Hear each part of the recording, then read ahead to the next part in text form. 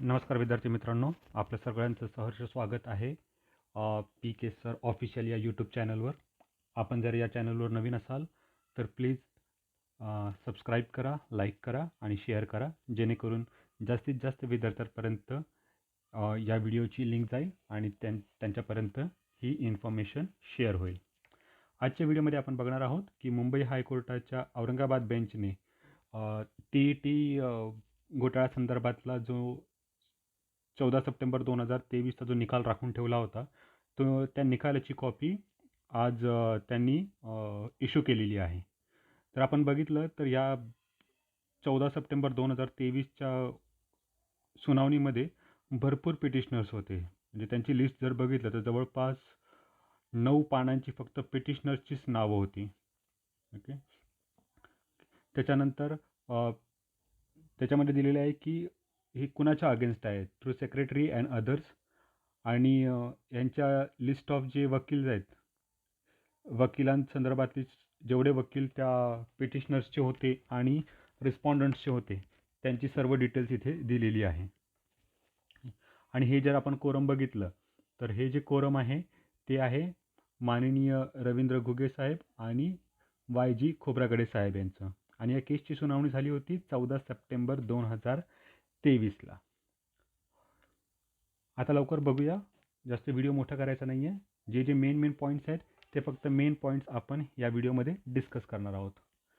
तर point number 1, all these matters are taken up for disposal considering that the petitioners have approached this court with a limited prayer that they may be permitted to restore the registration of self-certification after passing the TET for recruitment through the Pavitra portal.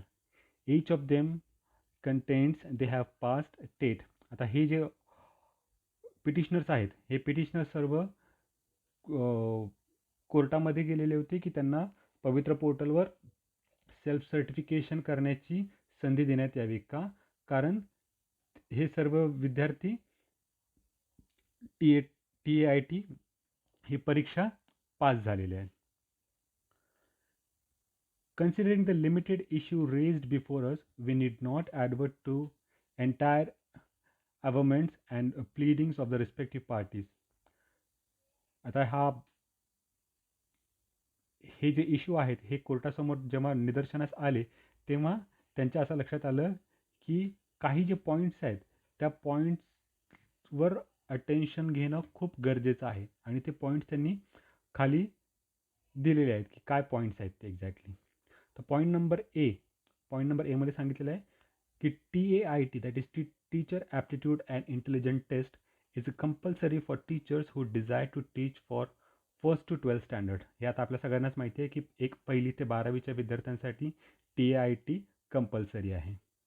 Point number B, आता ही exam कधी झाली होती तर 22 February 2023 ते 3 मार्च 2023. म्हणजेच आपण TAIT February 2023 म्हणतो. आणि या परीक्षेमध्ये 2,16,443 कॅन्डिडेट्स पास झाले होते. आता ह्या परीक्षेसाठी काही विद्यार्थ्यांना रिलॅक्सेशन दिलं होतं. आता हे विद्यार्थी कोण होते की जे विद्यार्थी क्वालिफाईंग एक्झामिनेशनसाठी अपियर्ड होते. ओके, त्या विद्यार्थ्यांना ही परीक्षा देण्यासाठी रिलॅक्सेशन दिलेलं होतं. पण हे आता रिलॅक्सेशन कुणाला आहे? जे विद्यार्थी क्वालिफाईंग एक्झामिनेशन पास झाले असतील. फॉर एक्झाम्पल जे CTET अपियर विद्यार्थी होते त्यांना ह्या परीक्षेमध्ये रिलॅक्सेशन देण्यात आलं होतं. पण जे विद्यार्थी CTETची परीक्षा जर उत्तीर्ण झाले असतील, त्यांचा जो काही क्रायटेरिया असेल त्या क्रायटेरियानुसार जर ते उत्तीर्ण झाले असतील तरच त्यांना पवित्र पोर्टलवर रजिस्ट्रेशन करण्याची संधी देण्यात येईल, असा हा पॉईंट Cचा उल्लेख आहे. Point number 3, the learn advocate appearing for the examination council seriously subjects to the maintainability of the petitions filed by those petitioners whose address are not in the region amenable to the jurisdiction of the Aurangabad bench. Examination काउन्सिलचे जे वकील साहेब होते तर त्यांनी एक objection घेतलेलं होतं की यांचे जे पिटिशनर्स आहेत हे पिटिशनर औरंगाबाद ज्युरिडिक्शनमध्ये येत नाहीत. तर तिथे त्यांचा रिस्पॉन्ड होता की हे जे पिटिशनर्स आहेत हे त्यांचं ओरिजिन डिस्ट्रिक्ट औरंगाबाद असू शकतं किंवा ह्यांच्यापैकी काही पिटिशनर्स आहेत ते सध्या त्या एरियामध्ये काम करत आहेत. According to them, even if a fraction of a cause of action is from the region amenable to the jurisdiction of the Aurangabad bench, the petitioners would be maintainable. तर हे एक कोर्टाची लँग्वेज आहे की कुठल्या ज्युरिडिक्शनमध्ये कुठली पिटिशन फाईल केली गेली पाहिजे. ओके, त्याच्याबद्दल ऑब्जेक्शन होतं आणि ते ऑब्जेक्शन न्यायमूर्ती महाराजांनी खारिज केलेलं होतं.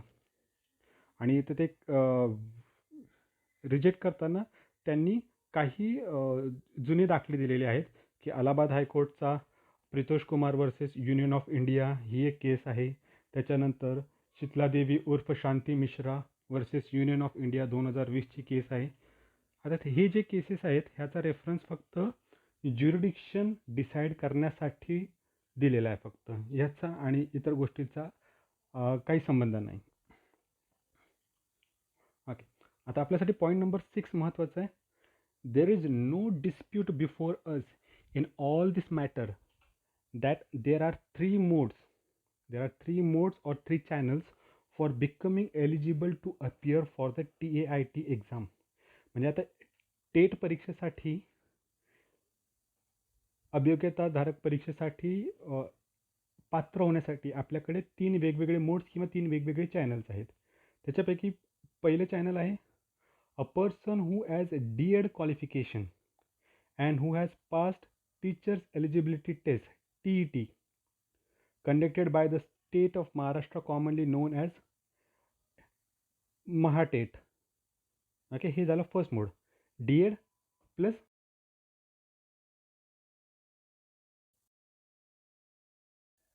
सेकंड मोडमध्ये आपल्याला सांगितलेलं आहे being eligible to appear for the TET exam is the candidate has D.Ed qualification and passed CTET, Central TET, Central Teachers Eligibility Test. आणि थर्ड मोड होतं that candidate must be a graduate and must have B.Ed qualification. Okay, आता रफली जर बघायला गेलं आपण तर आपल्याकडे 3 मेथड्स आपल्याला सर्वांना माहिती होत्या की एक तर D.Ed पाहिजे आणि महाराष्ट्राची टेट क्वालिफाईड पाहिजे किंवा D.Ed पाहिजे किंवा केंद्रीय TET परीक्षा पास पाहिजे. आणि थर्ड ऑप्शन आहे की तो कॅन्डिडेट ग्रॅज्युएट पाहिजे आणि त्याच्याकडे B.Edची डिग्री पाहिजे. आता हा संदर्भ इथे का देण्यात आलेला आहे तर पुढच्या ऑर्डरमध्ये आपल्याला त्याचं व्यवस्थित विश्लेषण करूया आपण त्याच्या पुढे. पॉईंट नंबर 7मध्ये काय दिलेलं आहे, if teacher desires to teach students from 1st to 8 म्हणजे 1ली ते 8वीच्या विद्यार्थ्यांसाठी TET exam has 2 papers. For those teachers who desires to teach 9 to 12 standard TET not compulsory.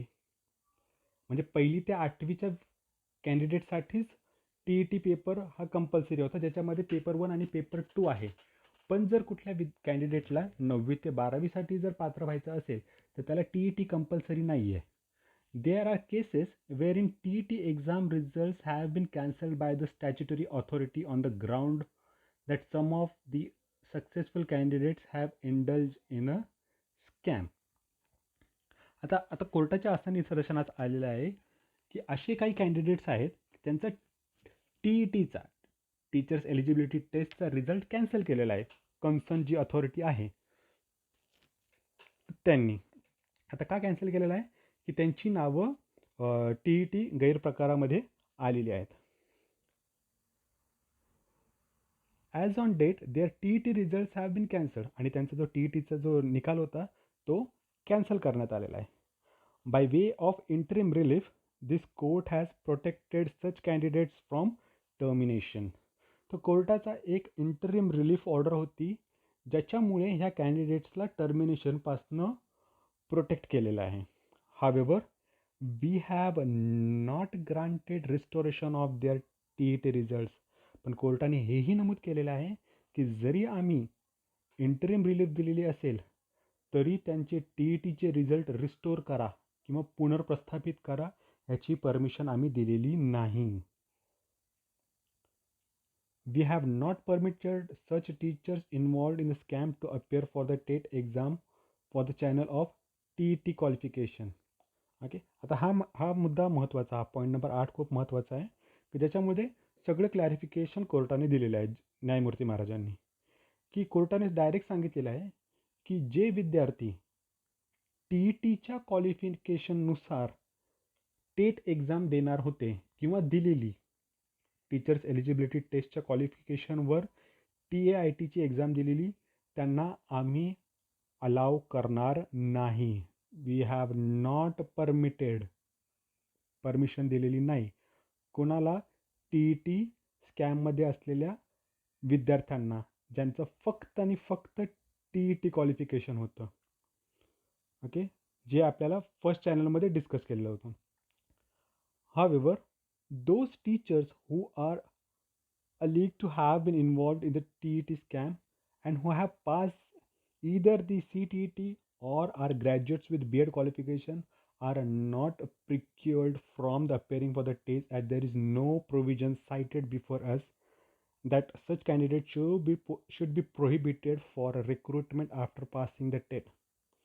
आता इथून पुढचा जो इश्यू आहे त्याच्यामध्ये काय सांगितलेलं आहे की जरी आम्ही TET गैरव्यवहारामध्ये अडकलेल्या विद्यार्थ्यांना त्यांच्या TETच्या मार्कशीटनुसार जर बॅन करत असो, पण आम्ही ज्या विद्यार्थ्यांना CTETची परीक्षा पास झालेले आहेत किंवा ज्यांचं ग्रॅज्युएट आणि B.Ed क्वालिफिकेशन आहे अशा विद्यार्थ्यांना TAIT परीक्षा देण्याची परमिशन देत आहो आणि they have not procured such candidates for recruitment after passing the TAIT.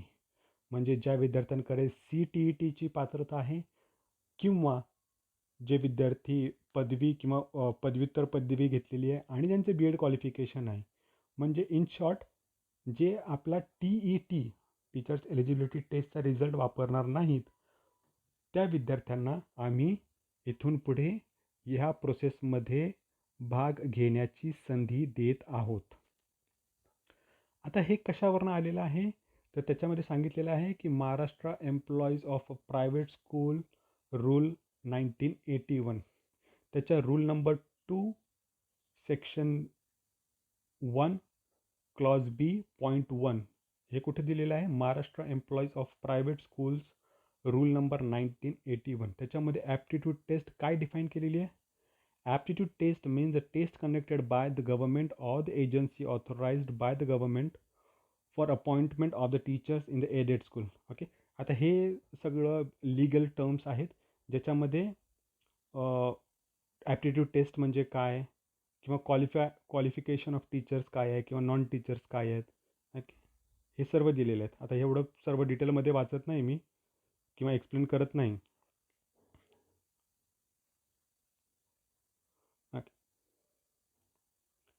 अच्छा, पॉईंट नंबर 12 सगळ्यात महत्त्वाचा.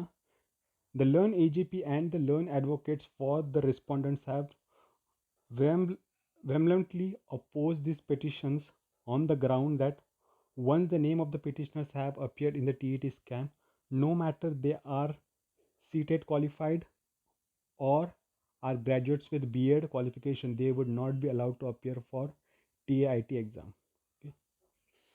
जे AGP होते त्यांनी आर्ग्युमेंटमध्ये सांगितलेलं आहे की ज्या विद्यार्थ्यांची नावं TET स्कॅममध्ये आलेली आहेत त्यांना आम्ही बॅन केलेलं आहे, नो मॅटर ते CTET क्वालिफाईड असू द्या किंवा ग्रॅज्युएट असू द्या किंवा त्यांचं B.Ed क्वालिफिकेशन असू द्या, त्यांना आम्ही अलाव नाही केलेलं आहे की TAIT एक्झाम देण्यासाठी और participate in the recruitment process on the basis that they have pass the TAIT exam.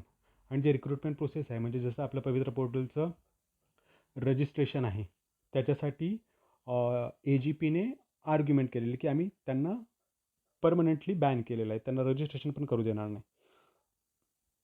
त्याच्यावरती पॉईंट नंबर 13मध्ये कोर्टाने सांगितलेलं आहे की we find that there is no specific or express bar prescribed either under the rule or under any government resolution, that is the GR, a candidate who has cleanly passed the CTET or has acquired the qualification of graduate plus B.Ed, which are two channels for being eligible for the TAIT exam. Involvement in the TET scam would not water down their results in other two streams, since they have cleanly passed the state examination and there is no allegation of malpractices. आता ह्याच्यामध्ये कोर्टाने काय सांगितलेलं आहे की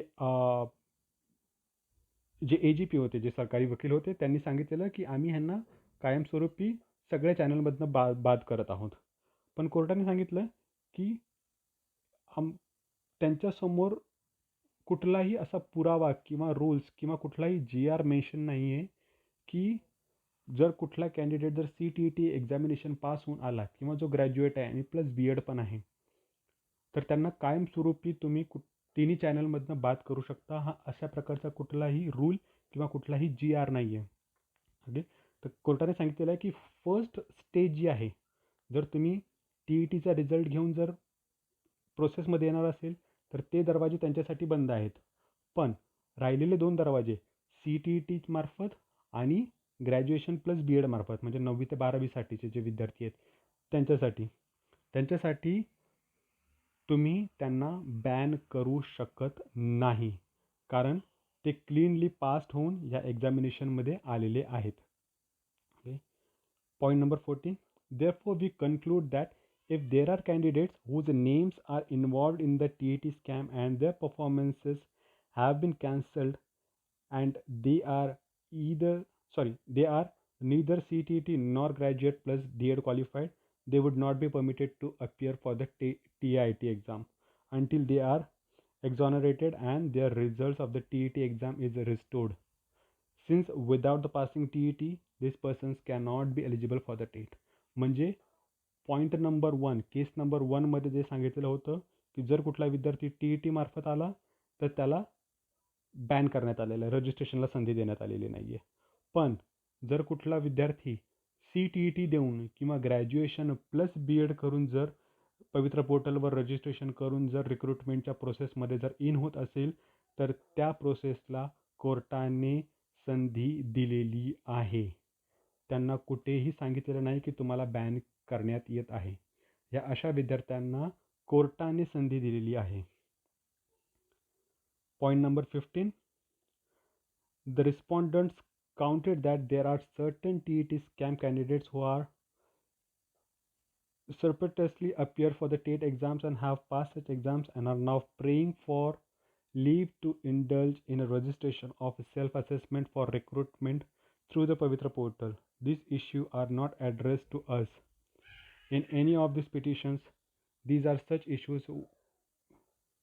which are within the domain of the nodal body, which is the Maharashtra State Examination Council, Pune, and Commissioner of Education. These authorities are duty bound to scrutinize such cases and arrive at independent conclusions. आता कोर्टाच्या समोर असेही काही cases आलेले आहेत की TET स्कॅममध्ये त्या विद्यार्थ्यांची नावं आलेली आहेत, पण त्या विद्यार्थ्यांचं म्हणणं होतं की आम्ही निर्दोष आहोत. पण त्यांचे जर डिसिजन आहे तर ते जी नोडल बॉडी आहे, आता आपल्याकडे नोडल बॉडी म्हणजे कुठली आहे, Maharashtra state examination council Pune आणि कमिशनर ऑफ एज्युकेशन ह्यांनी प्रत्येक केस स्क्रुटिनाइज करायची आणि त्यांच्या इंडिपेंडेंट कन्क्लुजनवर यायचं आहे. Point number 16. Shri Nikam, the learn advocate has strenuously contended with regards the issue that has been considered by this court today, the light of the 3 channels of eligibility of appearing for the TET exam, that earlier the authorities did not have mechanism to identify the candidates who have failed in TET and or had committed a TET scam. Their results were cancelled and were permanently debarred from appearing for the TET exam, and therefore they superstitiously appear for the TET exam.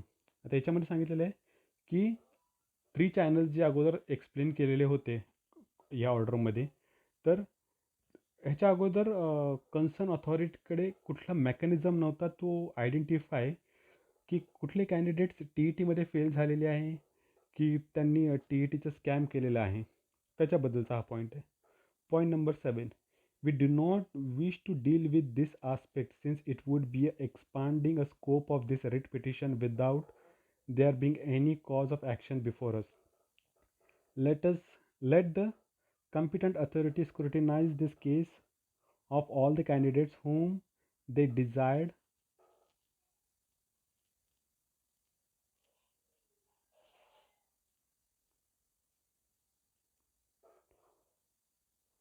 whom they desired to identify as fraudulent cases. They are at liberty to pass appropriate orders and convey those orders to the concerned candidates who have passed TAIT. The candidates would therefore be sorry, candidates would therefore be at liberty to avail of the legal remedy as may be permissible in the law of redressal of the grievance. Okay. जे aspects कोर्टासमोर आलेले होते तर कोर्टाने सांगितलेलं आहे की ते जे आस्पेक्ट्स आहेत ते आस्पेक्ट्स ह्या केस संदर्भात रिलेव्हंट नाही आहेत. तर जी कॉम्पिटंट अथॉरिटी आहे ती कॉम्पिटंट अथॉरिटी त्याच्यावर प्रॉपरली डिसिजन घेऊन स्क्रुटिनी करून डिसिजन घेते. Point number 18. Be that as it may, to the extent of these petitions, those who are in TAT scam, whose results have been cancelled and have been permanently debarred from appearing for the TAT exam again until they are cleared of the charge, such candidates would not be entitled to any relief in these petitions unless the candidates have cleared the CTET cleanly or have graduates with B.Ed qualifications. या पॉईंटमध्ये पण तेच सांगितलेलं आहे की जोपर्यंत TET एक्झाममधनं तुम्ही clearly बाहेर पडत नाही स्कॅमच्या केसमधनं तोपर्यंत तुमच्यासाठी फक्त आणि फक्त 2च चॅनल ओपन आहेत. ते म्हणजे CTET पास करून यायचं किंवा ग्रॅज्युएट विथ B.Ed क्वालिफिकेशन घ्यायचं आहे तुम्हाला.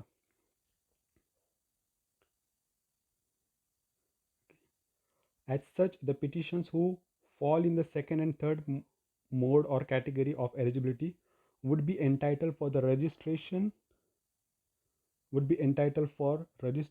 for self-certification assessment through Pavitra portal, and the last date is until midnight of 22nd of September 2023.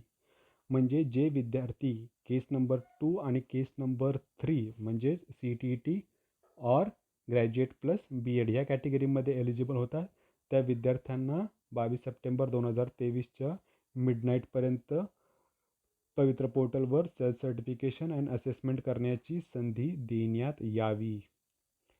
In so फार as the CTET candidates are concerned, those who have appeared for the exams on or before the date on which the TET exam were conducted, they can be considered for the Pavitra portal in the view of the policy of the government subject to their passing of the CTET.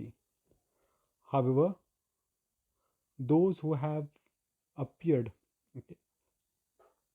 आधी इथपर्यंत बघून घेऊया. The CTET candidates are concerned म्हणजे जे CTET appear candidates होते ते थोडेसे काळजीमध्ये आहेत. ओके, कारण those who have appeared for the exams on or before the date on which the TET exam were conducted, म्हणजे CTET अपियर कॅन्डिडेट कन्सिडर करण्यात यावे पवित्र पोर्टलच्या रजिस्ट्रेशनसाठी as per the government policy. पण केव्हा? जर ते CTET परीक्षा पास असतील तरच.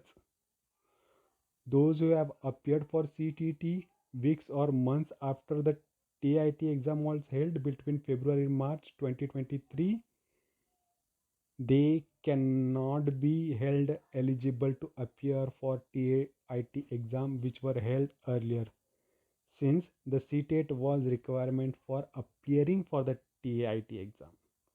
आता ह्या पॉईंटमध्ये क्लिअरली सांगितलेलं आहे पॉईंट नंबर 19मध्ये की जे CTET अपियर कॅन्डिडेट्स होते ज्यांची डिसेंबर 2022मध्ये जी अनाऊन्स झालेली CTET केंद्रीय सेंट्रल टीचर्स एलिजिबिलिटी टेस्टची जी एक्झाम होती त्या विद्यार्थ्यांना पवित्र पोर्टलवर रजिस्ट्रेशन करण्याची संधी देण्यात आलेली आहे. As per government policy. Okay. पण परीक्षा झाल्यानंतर जे विद्यार्थी CTETच्या परीक्षेला बसलेले होते त्यांना ही संधी नाही आहे. Okay. Point number 20. With the above observations these petitions are disposed of. म्हणजे आता हे पिटिशन डिस्पोज झालेलं आहे. या पिटिशनवर आता पुढे कुठलीही सुनावणी होणार नाही. Point number 21. Those petitions pertaining to permanent debarment and the cancellation of the results are concerned, we are not considering them in this group, which is restricted only for self-assessment certification post passing TET. म्हणजे phase 1 only TET आणि TIT त्यांना ह्याच्यामध्ये परमिशनच नाही. Needless to state, permission to restored to registration of self-assessment certification would be subject to any other legal impediment if discovered or noticed by the competent authority. Okay. आणि ही जी order होती ती माननीय YG Khobragade साहेब आणि रवींद्र गुगे साहेब यांच्या कोर्टामार्फत ही order disposed of करण्यात आलेली आहे. मित्रांनो, या ऑर्डरवरनं असं लक्षात येतं आहे की जे CTET पास होऊन आलेले विद्यार्थी आहेत ते पण इन आहेत. जे विद्यार्थी CTET किंवा BEd+DEd आहेत ते पण पवित्र पोर्टल रजिस्ट्रेशन करू शकतात. आणि जे विद्यार्थी CTET अपियर होते तेही विद्यार्थी पवित्र पोर्टलवर रजिस्ट्रेशन करून पुढील प्रक्रियेसाठी एलिजिबल आहेत. Thank you for watching.